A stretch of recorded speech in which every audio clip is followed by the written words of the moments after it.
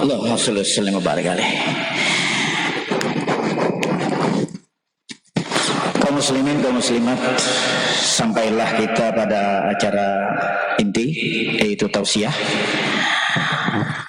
Untuk tausiah atau ceramah agama, kita mohon dengan segala hormat kepada Ustadz Dr. Haji Abdul Somad LCMA. Waktu dan tempat kami persilakan.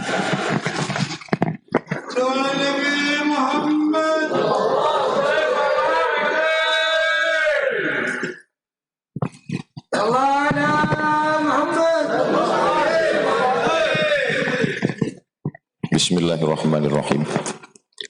Assalamualaikum warahmatullahi wabarakatuh. Alhamdulillah wassalatu wassalamu ala rasulillah Sayyidina wa maulana wa syafi'ina wa dhukhrina Muhammad wa ala alihi wa sahbihi wa man da'a bida'watihi wa istanna bisunnatihi ila yaumi liqa'i rabbih.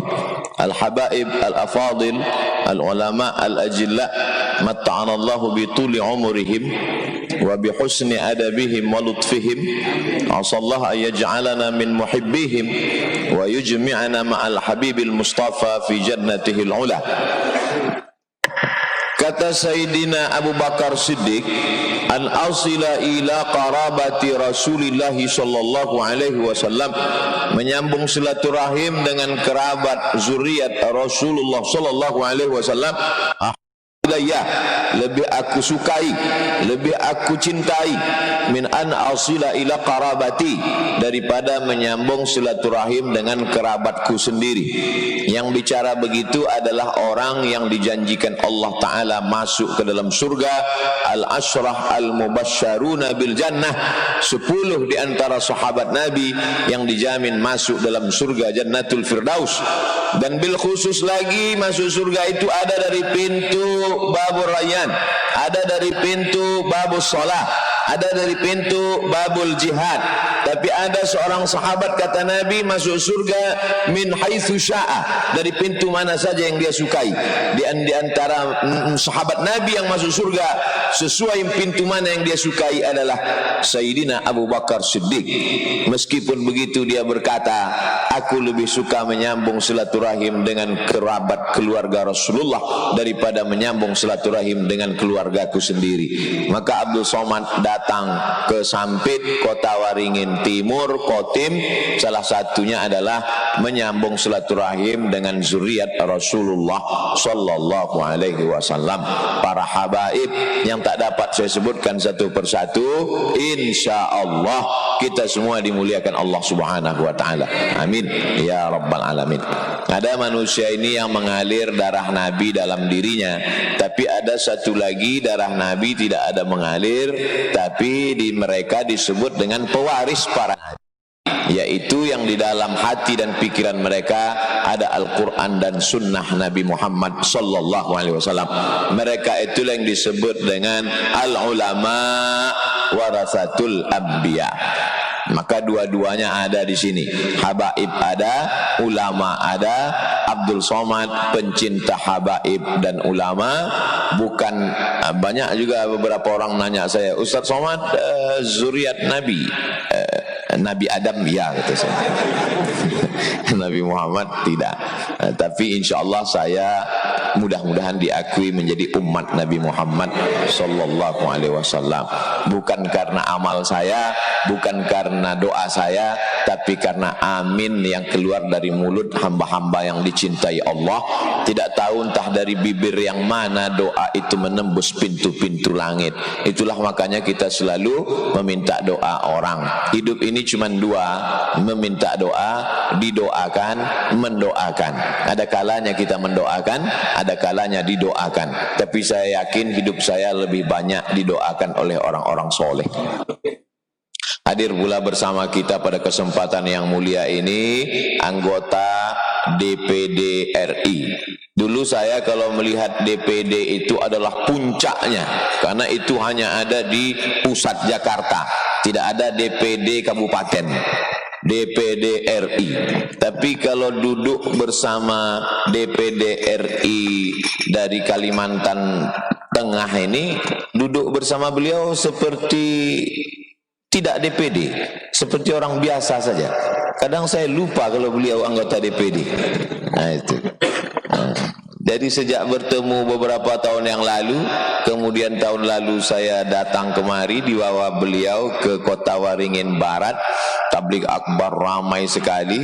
Sampai hari ini beliau tidak banyak berubah, tetap seperti biasa, tawaduk, rendah hati, tetap bicara ingin nikah sekali lagi tapi gak jadi-jadi.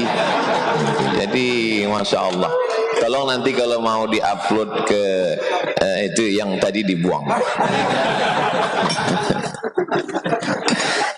Saya alhamdulillah menyampaikan tausiah ini dari pulau terujung kilometer 0. Kilometer 0 di Pulau Sabang sampai ke Sorong, Papua. Lalu kemudian di beberapa di luar negeri sempat datang, ada yang bisa, ada yang cuma sampai airport, ada yang diusir, macam-macam. Jadi untuk mengingat itu kadang sulit, karena satu hari kadang pengajiannya bisa beberapa kali, jadi nggak ingat semua. Jadi yang beberapa yang kita ingat berkesan itu sesuatu yang unik, yang aneh. Di antara yang berkesan di antara seluruh tempat tausiah itu di Kalimantan Tengah ini, karena di situ satu-satunya dijemput, disetir, disupir langsung oleh gubernur itu di Kalimantan Tengah. Nah itu jadi mudah ngingatnya. Kadang namanya lupa, wajahnya lupa, tapi kalau ditanya orang itu dulu ada itu yang disupir, setir langsung sampai hari ini. Nah itu sampai tadi beliau yang disetir langsung. Mudah-mudahan dipanjangkan umurnya, dijadikan Allah kekuasaannya dipakai untuk menolong agama Allah, untuk mengangkat darajat la ilaha illallah Muhammadur Rasulullah. Karena kata Nabi SAW, sab'atun, 7 golongan, yuzilluhumullah, yang akan dapat naungan Allah di padang mahsyar, yauma la zilla illa zilluh. Hari itu tak ada naungan kecuali naungan Allah. Di antara yang 7 itu, yang pertama adalah imamun adilun, pemimpin yang adil. Mudah-mudahan Kalimantan Tengah diberikan pemimpin yang adil dan amanah. Kemudian hadir pula bersama kita Haji Fauzan, beliau putra asli dari Sampit, lalu kemudian diberikan Allah SWT kesempatan, diberikan Allah rezeki, diberikan Allah umur panjang, mendampingi para habaib dan ulama berdakwah, termasuklah kunjungan saya kali ini. Lalu kemudian Haji Awai yang sudah bersusah payah, insya Allah segala tetes peluh keringatnya dibalas Allah SWT. Tentu yang terkhusus adalah Bapak Bupati, karena bagaimanapun juga kalau tidak ada izin kita tidak bisa datang. Beberapa pengajian saya batal karena Bupati tidak memberikan izin, padahal saya sudah mengurus rapid test. Jadi para habaib dan ulama tidak perlu takut, karena saya tidak akan mungkin bisa sampai kemari kalau tidak lulus rapid test. Fit and proper test mungkin nggak lulus, tapi rapid test lulus insya Allah. Nah hari ini tidak pernah di skenario, kan tidak pernah direncanakan bahwa pada hari santri nasional 22 Oktober saya akan berada di Sampit. Itu tidak pernah terpikir kepala saya, tidak pernah saya programkan, tapi rupanya nun wal qalami wa ma yasturun, demi qalam, dan dituliskan oleh qalam. Rupanya tertulis di Lauhil Mahfuz, Abdul Somad, pada hari santri nasional kau akan berada di Kota Waringin Timur, tepatnya di Sampit. Ustaz Somad, jangan terkejut nanti kalau kita bersempit-sempit, karena memang kotanya Sampit. Ustaz, biasanya kan hari santri nasional di stadion, di lapangan pondok pesantren, di depan orang banyak tabligh akbar. Ini hari santri nasional khusus. Saya tidak berhadapan dengan santri-santri, tapi saya berhadapan dengan pawangnya santri-santri. Berhadapan dengan santri belum tentu didengar santri. Berhadapan dengan santri, ustadznya ceramah, santrinya belum tentu mau dengar. Tapi kalau sudah berhadapan dengan pawang santri, selesai, aman. Baik dalam masalah ini, berhadapan dengan pawang-pawang ini dalam segala hal. Masalah kajian, pawang penting. Masalah ekonomi, pawang penting. Apalagi masalah politik. Tapi karena kita bukan masalah politik, tapi politik ini penting. Oleh sebab itu maka kehormatan yang luar biasa. Tentara-tentara yang gagah perkasa, polisi-polisi dengan seragam yang tegap, yang berotot, yang hebat, itu tidak bisa bergerak kalau tidak ada ruh. Betul? Kalau tidak ada ruh, mereka hanyalah jasad terbujur kaku. Kita takbirkan 4 kali, usolli ala hazihil janazah arba'ah takbiratin. Kalau untuk lebih contohnya lagi, mobil mahal harga 2 miliar, kalau mesinnya nggak hidup, hanya besi rongsokan yang dijual kiloan, nggak ada nilainya. Oleh sebab itu saya berikan umpama tadi mobil supaya tergambar. Mobil dimuliakan orang, disayangi. Berapa banyak mobil lebih dulu dicuci mobilnya, malah yang punya belum mandi. Saking sayangnya. Tapi begitu mesinnya tidak hidup, sudah dipanggil berapa teknisi, enggak juga, karena mobil ini ternyata limited edition. Di dunia cuma ada 2, satu di Amerika di rumahnya Donald Trump, yang satu lagi di Sampit. Sudah dipanggil semua tukang di Kalimantan Selatan, servis, nggak bisa hidup. Akhirnya ditelepon di pabrik aslinya di Amerika, ternyata dikasih tahu ini ngidupkannya cuma tepuk tangan aja. Udah nggak pakai kunci, nggak pakai mesin, nggak pakai remote lagi. Nah, jadi memang ini saya kasih satu perumpamaan. Begitulah agaknya hidup manusia ini. Jadi kita ini yang menghidupkan kita ini Abdul Somad, dari mulai ujung kaki sampai ujung rambut, ini hanyalah calon jenazah yang akan mati Allah. Lalu kenapa masih bisa tegak berdiri di hadapan orang-orang mulia ini?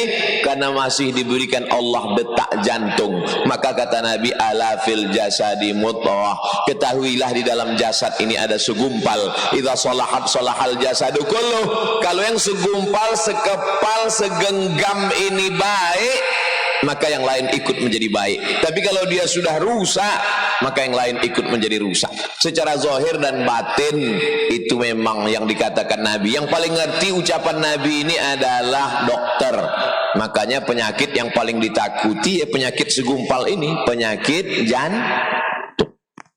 Si Anu yang kemarin ikut, kemana dia sekarang? Dan meninggal Pak Ustadz. Kenapa? Serangan jantung.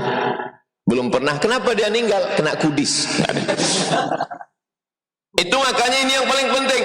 Jadi kalau dalam diri ini yang paling penting jantung, disitulah letak iman, disitu letak Islam, disitu letak takwa, disitu letak wara, disitu letak zuhud, disitu juga letak angkuh, disitu letak sombong, disitu letak hasad, disitu letak dengki, disitu letak dendam kesumat. Makanya kata Nabi SAW, Allahumma tahhir qalbi, sucikan hatiku. Dan yang paling pertama kali menderita itu adalah jantung itu.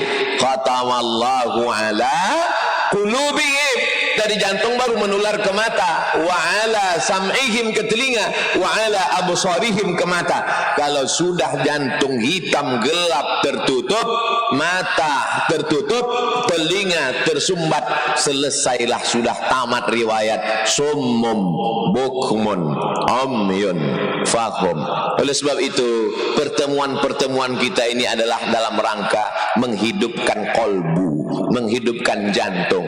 Alhamdulillah bertemu dengan habaib, mendengar solawat, bertemu dengan orang-orang soleh, jantung menjadi hidup, jantung menjadi sehat, jantung menjadi semangat.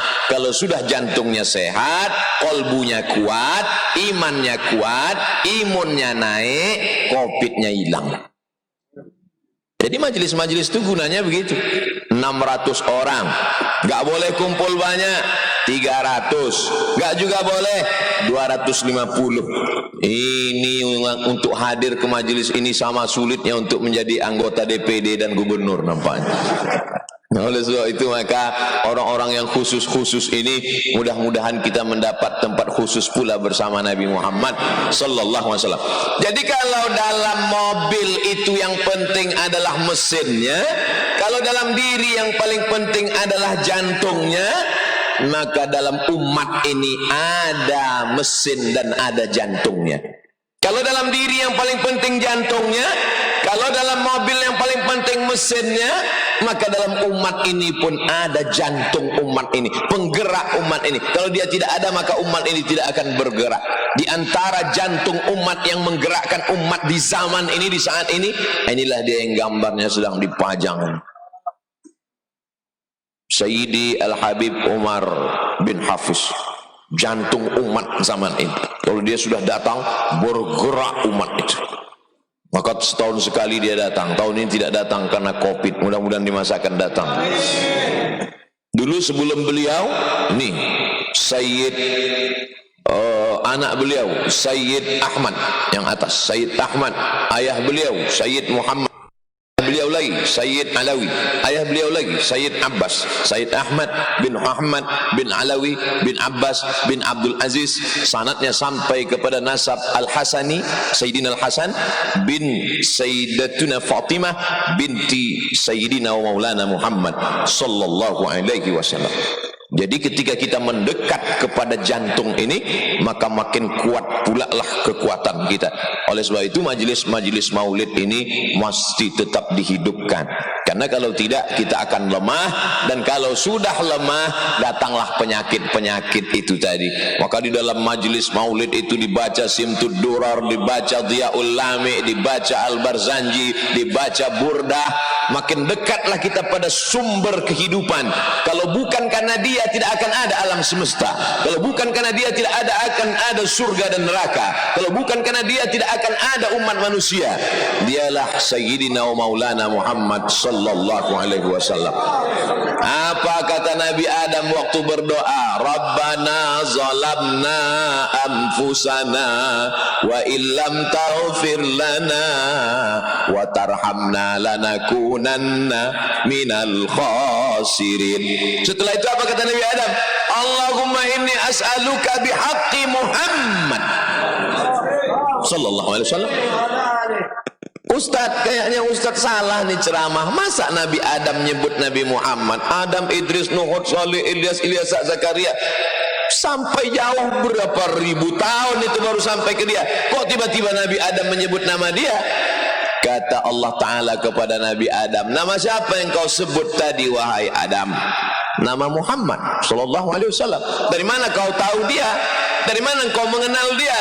Lamma khalaqtani min turabin, ketika kau ciptakan aku dari tanah, fanafakhta fi ruhi, kau tiupkan ruh ke dalam tanah itu, rafa'tu ra'si, ku angkat kepalaku, saat aku mendongakkan kepalaku, kulihat di dinding tiang aras tertulis nama Muhammad sallallahu alaihi wasallam. Ini hadisnya jangan-jangan hadis palsu nih Pak Ustadz.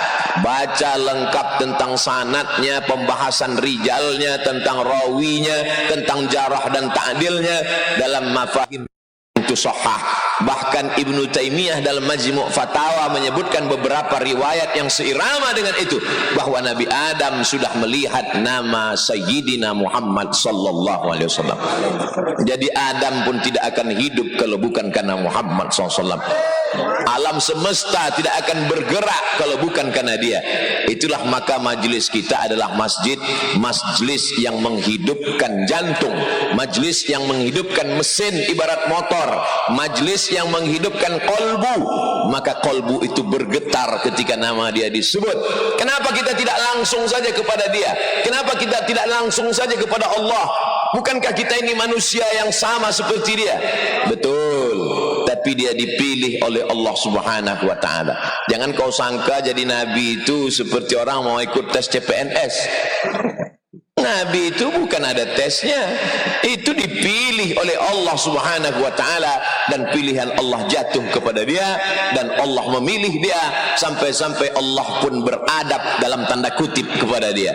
Kalau kepada nabi yang lain Allah panggil namanya, ya Adam uskun anta wa zawjukal jannah, ya Isa inni istafaituka, ya Yahya khudhil kitaba biquwwah.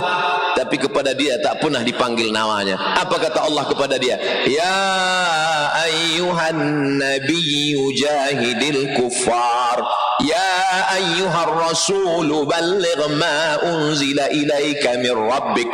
Allah hanya memanggil dia dengan dua sebutan nama, ya ayyuhar rasul, ya ayyuhan nabi, sayyidina wa maulana Muhammad sallallahu alaihi wasallam. Nabi Musa alaihissalam berdoa meminta, Rabbi syrah li sadri, tapi dia tidak meminta, Allah sudah kasih sebelum dia minta. Alam nasrah laka sadrak, karena memang janji Allah, apa kata Allah, wala saufa yu'tika rabbuka fatarda. Maka dia katakan, ana sayyidu waladi Adam, aku pemimpin anak cucu keturunan Adam. Dia yang menyebut dirinya sayyid, ana sayyidu waladi Adam. Maka Abdul Somad mengatakan, sayyidina wa maulana wa syafi'ina wa dzukhrina Muhammad sallallahu alaihi wasallam. Tapi Abdul Somad bisa bicara lantang menggelegar itu kan karena yang di sini mayoritas umat Islam. Gimana mau menyampaikan risalah Muhammad SAW kalau di airport aja udah kena panah? Gimana mau menyampaikan Nabi Muhammad? Iyalah kalau Ustaz ceramah di Riau, kampung halaman Ustaz. Iyalah kalau Ustaz ceramah di masjid. Tapi bagaimana berdakwah ini? Maka kemarin saya dibawa oleh Pak DPD ke Masjid Kiai Gede. Sebetulnya lama saya merenung, kenapa saya dibawa ke Masjid Kiai Gede ini, ziarah ke makam Kiai Gede. Sebetulnya sedang menegur diri saya. Hai Abdul Somad, Kiai Gede dulu datang ke negeri ini, menembus ombak gelombang, mengharungi sungai, baru sampai menyebarkan dakwah Islam.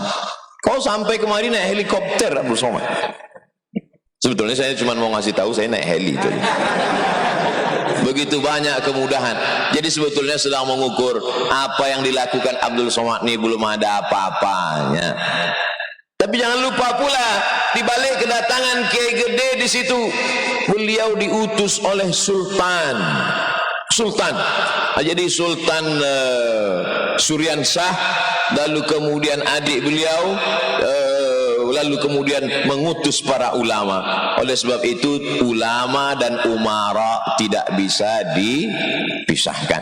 Jadi kalau ada orang mengatakan kita bisa berdakwah, Abdul Somad bebas berdakwah dimanapun berada, lihat dulu, kalau umara suka kepada dakwah baru bisa berdakwah. Kalau umaranya lebih suka lagu dangdut, dia panggil artis. Makin tinggi pentasnya makin pendek roknya. Mohon maaf Habib, keceplosan. Tak saya lanjutkan. Kalau di tablik akbar saya teruskan. Sopan, jangan sampai galilul adab kepada habaib, kepada para ulama. Oleh sebab itu kita bisa solawatan, kita bisa maulidan, kita bisa barzanjian, kita bisa tahlilan. Itu karena masih ada orang yang menjadi payung naungan kita, masih bersyahadat asyhadu an la ilaha illallah wa asyhadu anna muhammadan rasulullah. Lain padang, lain belalang, lain lubuk, lain ikannya. Jauh berjalan banyak dilihat, lama hidup banyak dirasa, lama jadi ustadz banyak yang curhat. Macam-macam sudah saya rasakan.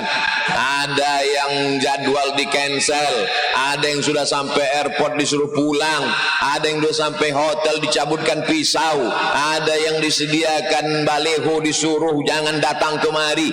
Tak perlulah saya ceritakan itu satu-satu. Itu hanya akan menjadi bahan orang untuk membuli haters saja. Akan tetapi itu semua pelajaran bahwa saya katakan jangan lagi kita berpikir kotak-kotak, kelompok-kelompok, person-person, apalagi pribadi-pribadi. Yang kita pikirkan adalah kemaslahatan umat. Setan tidak akan lagi menggoda kita untuk menyembah dia. Setan tidak lagi berbisik, hai masyarakat, sembahlah aku, sembahlah pokok kayu. Tidak. Walakin fit tahris. Hadis riwayat Sunan Tirmidzi. Dalam kitab Sunan Tirmidzi, inna syaitana qad ya'isa an ya'budahul musallun. Setan sudah putus asa ketika dia melihat ada orang sholat, tapi dia tanamkan permusuhan di antara orang-orang yang sholat itu. Mulai hatinya sikut menyikut, hasad, dengki dan lain sebagainya. Tapi insya Allah dengan banyak berselawat hilanglah hasad itu. Seperti yang disampaikan Pak tadi, ini kenapa acaranya dibuat di Majelis Haji Awai? Kenapa dibuat? Kalau kita masih berpikir sempit kepala personal, tapi yang kita pikirkan adalah maslahat umat. Adapun yang mengatakan kenapa Ustaz Somad diundang di majelis yang sedikit, kita ikut protokol kesehatan. Ini kelihatannya aja sedikit. Ini akan ditonton 1 juta orang nanti melalui channel Ustadz Abdul Somad Official. Jangan lupa subscribe, like, and share. Dan channel-channel yang lain, kalau disebutkan namanya akan saya iklankan, karena kita tidak bertarung di alam nyata, tapi kita bertarung di alam ghaib, di alam-alam cyber, di alam-alam internet, multimedia. Apalagi anak-anak muda banyak yang menyusun video-video ini bisa menjadi video yang menarik, yang luar biasa. Pak Haji Muhammad Rahman punya tim yang luar biasa membuat video-video yang menarik, konten-konten menarik, menjadi tontonan bagi anak-anak muda. Maka terselamatkanlah dan negeri ini tetap menjadi baldatun thayyibatun wa rabbun ghafur. Paling susah mengumpulkan orang, wahai para alim ulama, para habaib yang tidak pernah merasa susah mengumpulkan orang. Karena habaib ulama itu seperti gula. Di mana ada gula, di situ ada semut. Asal ada habib, ada ulama, umat langsung datang berkumpul tanpa diundang. Saya bisa merasakan itu kemarin begitu sampai di kota Kutaringin, tertulis di situ Kutaringin, tapi ditulis yang lain Kota Waringin. Mungkin asal muasalnya. Jadi saya tanya, ini kok banyak sekali orang? Saya tidak mau banyak orang nanti jadi fitnah COVID, gugus COVID. Saya bisa pidana ini kalau orang banyak tidak ikut protokol kesehatan. Banyak sekali umat datang, padahal tidak ada iklan, tidak ada baleho. Abdul Somad hanya datang ziarah. Ramai luar biasa. 2 kemungkinan, mau lihat Ustaz Somad atau lihat helikopter. Tapi rasanya tidak mungkin lihat helikopter, karena helikopter selalu mendarat di sana. Mereka yang jelas mereka mau melihat apakah Abdul Somad itu ada di alam nyata atau tidak. Karena selama ini mereka melihatnya di YouTube saja. Oleh sebab itu maka bertemulah saya dari mulai anak kecil sampai nenek-nenek. Alhamdulillah anak kecil datang menarik-narik saya. Nenek mengulurkan tangan, saya salami. Yang anak gadis tidak. Ya, oleh sebab itu maka ini luar biasa. Nah, ketika habaib dan ulama, padahal Abdul Somad bukan habaib, Abdul Somad bukan ulama. Abdul Somad hanya orang yang sering mencium tangan ulama. Abdul Somad hanya sering silaturahim ke ulama. Abdul Somad sering duduk-duduk dengan ulama. Lama-lama disangka orang ulama. Disangkanya ulama itu seperti penyakit COVID bisa menular. Padahal ulama itu adalah orang yang Allah Ta'ala menyebut mereka dalam Al-Quran. Siapa itu ulama? Innama yakhshallaha min ibadihil ulama.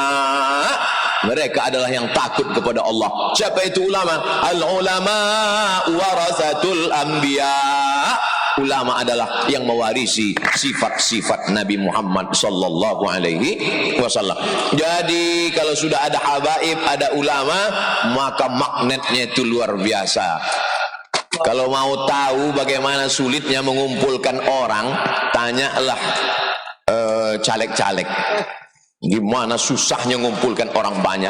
Sudah diundang artis, orang nggak datang juga. Dibawakan sembako, nggak datang juga.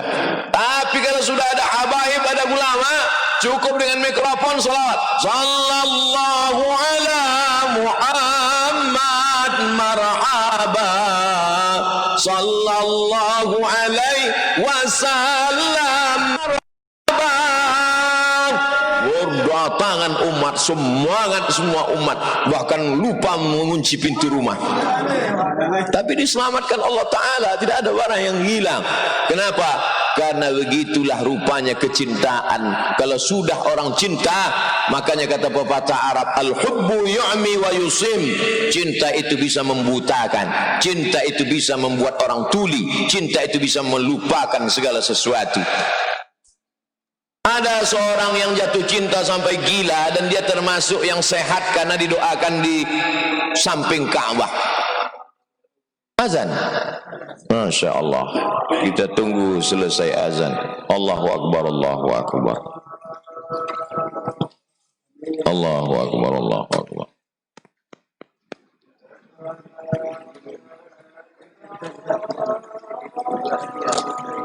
Asyhadu an la ilaha illallah.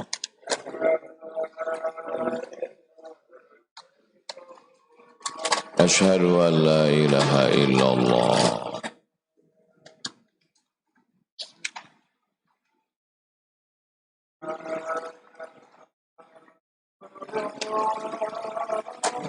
Asyhadu anna Muhammadar Rasulullah. Allahumma salli ala Sayyidina Muhammad wa ala ali Sayyidina Muhammad.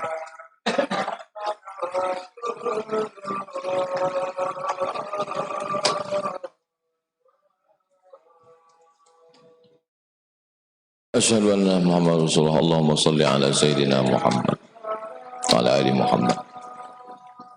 La hawla wa la quwwata illa billahil aliyyil azim.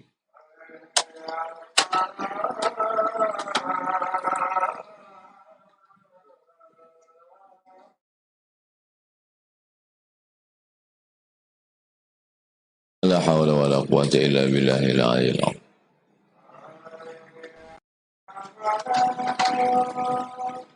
La hawla wa la quwwata illa billahil aliyyil azim.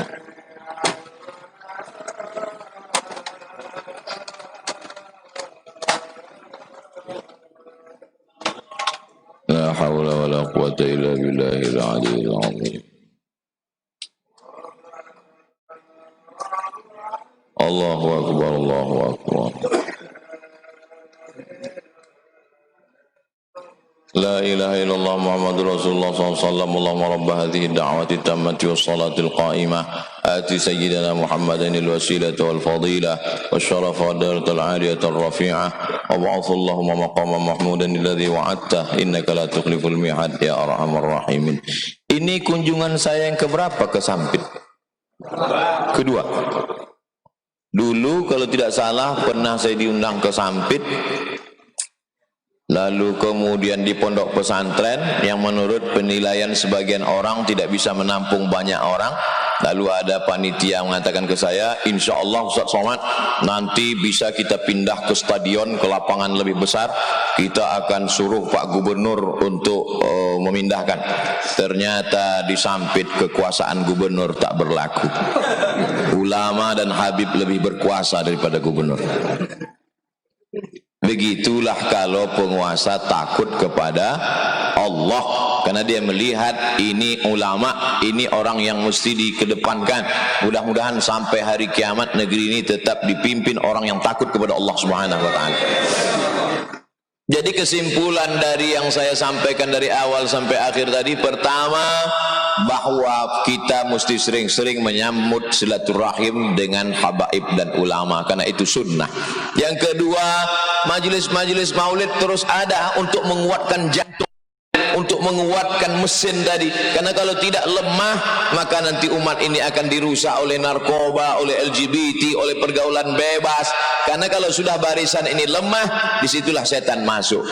Yang ketiga, bahwa Abdul Somad bisa tetap datang, melenggang, berceramah, naik apapun yang dia mau kemari, itu karena kekuasaan masih dipegang oleh orang asyhadu an la ilaha illallah, asyhadu anna Muhammadar Rasulullah, masih takut pada Allah, masih cinta maulid, masih sayang ulama. Nauzubillah, nauzubillah, nauzubillah. Kalau tidak, maka apa yang terjadi terhadap pengusiran, tidak bisa masuk, tidak dapat izin, akan terjadi. Oleh sebab itu mesti kita pertahankan ini. Siap mempertahankan? Takbir. Yang keempat, bahwa kita tidak pernah berpisah. Zahirnya berpisah, tapi batinnya kita tetap bersama, karena para habaib dan ulama tetap mendoakan Abdul Somad supaya mati dalam keadaan husnul khatimah. Ini tausiah terakhir. Setelah ini kami akan langsung ke airport pulang melalui transit Jakarta, setelah itu sampai ke Pekanbaru. Tapi sampai di Pekanbaru tenaga ini rasanya penuh. Ini datang ke Sampit, datang Kota Waringin, ziarah ke makam Kiai Gede, jumpa dengan para habaib. Ini ibarat handphone yang sudah hampir kosong satu mata, ini jadi penuh lagi. Bagi saya ini adalah cas. Ini bukan pulang membawa HP penuh, tapi juga pulang membawa power bank. Makin menggelegar, makin bersemangat insyaallah. Begitu juga dengan umat ini, kita bangkitkan semangatnya dengan tetap sholat berjamaah, dengan tetap cinta. Lalu apa hubungannya dengan hari santri Ustaz Abdul Somad? 10 November hari pahlawan, tentara bergerak, polisi bangkit mengusir Belanda pada 10 November. Tapi orang lupa yang membangkitkan 10 November itu adalah 22 Oktober. Karena pada tanggal 22 Oktober keluar fatwa jihad yang disebut dengan resolusi jihad dari para alim ulama yang dipimpin oleh Hadratus Syekh Hasyim Asy'ari. Difatwakan siapa yang mati membunuh Belanda, melawan Belanda, mempertahankan negara, maka matinya adalah mati syahid. Maka berteriaklah mereka di surga, Allahu Akbar. Maka larilah Belanda pontang-panting pada tanggal 10 November. Diperingatilah 10 November bertahun-tahun. Tiap tahun anak muda, anak bangsa ini mengerti 10 November, tapi mereka lupa 22 Oktober. Maka jangan pisahkan antara 22 Oktober dengan 10 November. Tolong potong video yang terakhir tadi, uploadkan ke Instagram menyambut Hari Santri 22 Oktober. Mudah-mudahan kita tetap menyemangati anak kita masuk pondok pesantren. Yang punya tanah wakaf, wakafkan tanahnya yang luas untuk pondok pesantren. Serahkan kepada para habaib dan ulama. Yang punya kekuasaan, mumpung tanda tangan masih laku, pakailah untuk menolong pondok pesantren. Itulah yang akan menjadi amal kekal abadi insyaallah. Mudah-mudahan semuanya mendapatkan kebaikan bisirril Fatihah. A'udzubillahi minasyaitonirrajim. Bismillahirrahmanirrahim. Alhamdulillahirabbil alamin arrahmanir rahim maliki yaumiddin. Iyyaka na'budu wa iyyaka nasta'in. Shiratal mustaqim shiratal ladzina an'amta 'alaihim ghairil maghdubi 'alaihim waladdallin. Amin. Wallahul muwaffiq ila aqwamit thoriq. Terima kasih segala perhatian. Mohon maaf segala kekhilafan. Wassalamualaikum warahmatullahi wabarakatuh. Allahumma salli ala Sayyidina Muhammad wa ala ali Sayyidina Muhammad.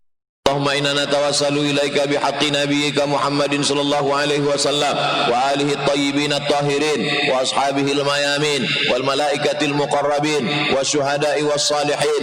Kami bertawassul kepada Engkau berkat kemuliaan Nabi Muhammad sallallahu alaihi wasallam dan para wali-walimu ya Allah.